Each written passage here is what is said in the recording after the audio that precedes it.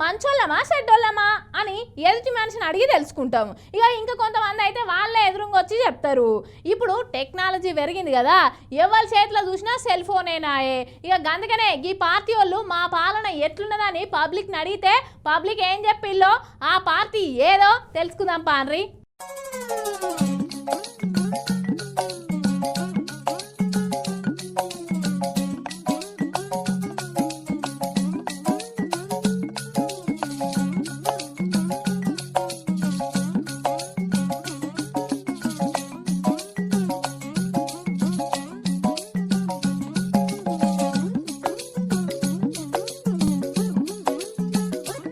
నవ్వెటోని ముంగట జారిపడ్డట్టే ఉంది కదా ఈ కాంగ్రెస్ వాళ్ళ కథ. ఇప్పటికే జనాలంతా 6 గ్యారెంటీలు ఏవి అమలు చేస్తలేరు ఎందుకని సురుకులు పెడుతుంటే నిన్న కాంగ్రెస్ ట్విట్టర్లా గడీల పాలన బాగుందా లేకపోతే ప్రజాపాలన బాగుందా అని చెప్పేసి ఓ పోలు పెట్టిరు వాళ్ళ అఫీషియల్ ట్విట్టర్లకి వెళ్ళి.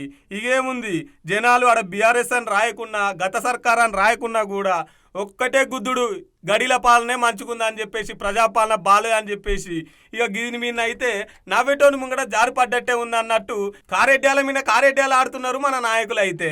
చూడురి, మన పాడి కౌశిక్ రెడ్డి అన్న ఎప్పుడు వైరల్లో ముందుంటాడు కదా, అందుకున్నాడు చూడురి. ఇలా రేవంత్ రెడ్డి గారి నాయకత్వంలో సునీల్ కన్గోల్ గారు మా 10 మంది ఎమ్మెల్యేలని బీఆర్ఎస్ పార్టీ నుంచి కోట్ల రూపాయలు ఇచ్చి కొనుగోలు చేయగలిగిండు. కానీ ఇదే సునీల్ కన్గోల్ గారు మాత్రం రేవంత్ రెడ్డి గారు చెప్తే తెలంగాణ కాంగ్రెస్లో ఏ పాలన బాగుందని ట్వీట్ చేపిస్తే, ఇలా ఏ పాలన బాగుందని ట్వీట్ చేయిస్తే దాదాపు దీంట్లో 87,000 మంది ఓట్లేసిర్రు. అంటే ఇంకెక్కువనే, 87,000. మళ్ళీ నేను లోపలికి వచ్చేటప్పుడు చూస్తే 90,000 అయింది.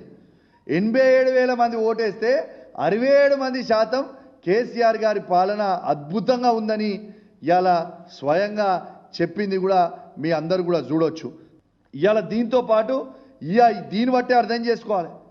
ఇవాళ సునీల్ కన్గోల్ గారు రేవంత్ రెడ్డి గారి నాయకత్వంలో సునీల్ కన్గోల్ గారు మా 10 మంది ఎమ్మెల్యేలని కోట్లాది రూపాయలు ఇచ్చి కొనుగోలు చేసుకుంటూ, కానీ రేవంత్ రెడ్డి గారు ఆదేశాల మేరకు ఇలా తెలంగాణ కాంగ్రెస్ అఫీషియల్ ట్విట్టర్ అకౌంట్లో పోస్ట్ పెట్టిన సునీల్ కన్గోల్కి ఇలా ప్రజలు గిప్ప గిప్ప గిప్ప గిప్ప గుద్దుతే దిమ్మ తిరిగిపోయి కింద పడిపోయే పరిస్థితికి వచ్చింది వాళ్ళ ఆన్సర్.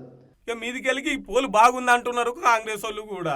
ఒక్క ఏడాదిలోనే గీతీర్లుంటే ఇంకా వచ్చే 4 ఏడాదిలు ఎట్లుంటుందో మరి కాంగ్రెస్ వాళ్ళ పాలన. జనాలు అయితే ఫుల్ వ్యతిరేకత ఉన్నట్టే తెలుస్తుంది ఈ ముచ్చటిన్నాక.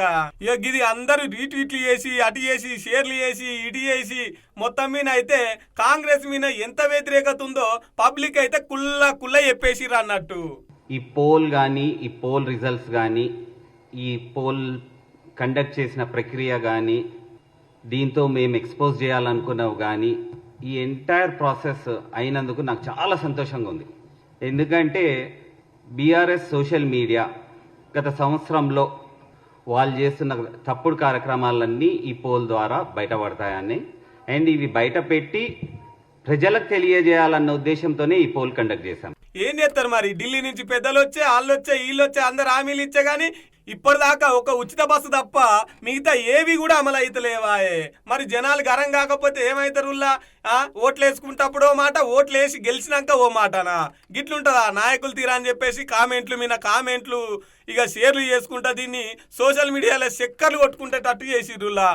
అందుకే మీకోసం కూడా పట్టుకొచ్చిన అన్నట్టు.